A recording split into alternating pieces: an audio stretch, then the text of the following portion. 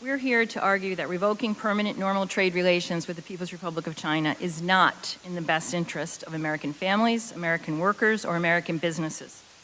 Removing PNTR is a declaration of economic war with China, an abrupt and destabilizing decoupling of the world's two largest economies.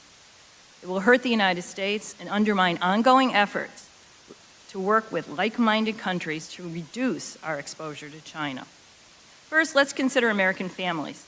If we revoke PNTR, taxes Americans pay on some goods would increase from the current level of 25% under the trade war tariffs to 50 to 60%.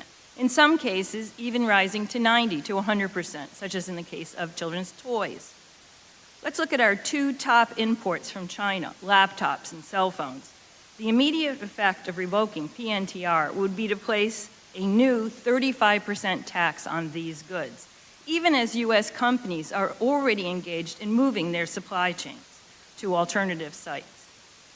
Some will assert the familiar refrain, China will pay the tariffs. But we have already seen this movie. The 2018-19 U.S.-China trade war was the pilot, one that showed very clearly for how new, higher taxes will affect American families. Study after study of prices at the U.S. border finds that it is American importers, not Chinese exporters, who bear the burden of these taxes. American families are also American workers, and they need and deserve to earn a living wage.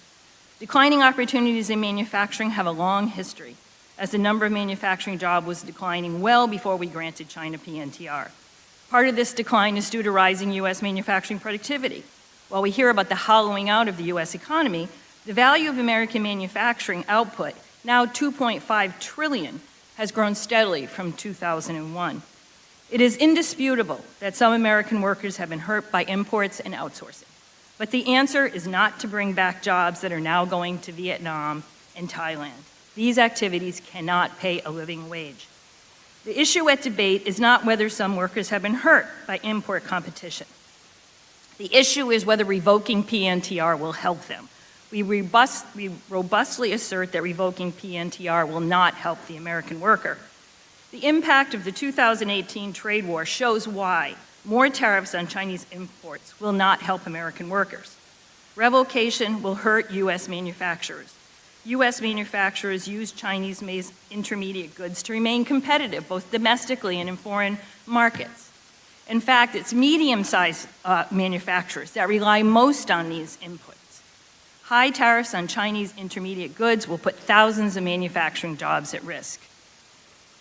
We also know that China will retaliate in ways that hurt U.S. exporters. This predictable response threatens an estimated 1.1 million American jobs supporting U.S. exports in manufacturing, logistics, and services.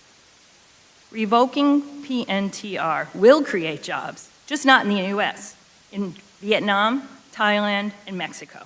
These locations are exactly the places that gained U.S. market share during the trade war. These new exporters are deeply tied to China, from whom they receive investment in the components for products that are then shipped to the U.S. Revoking PNTR will not make supply chains shorter, more transparent, or more secure. They will make them longer, more opaque, and less secure. Thank you.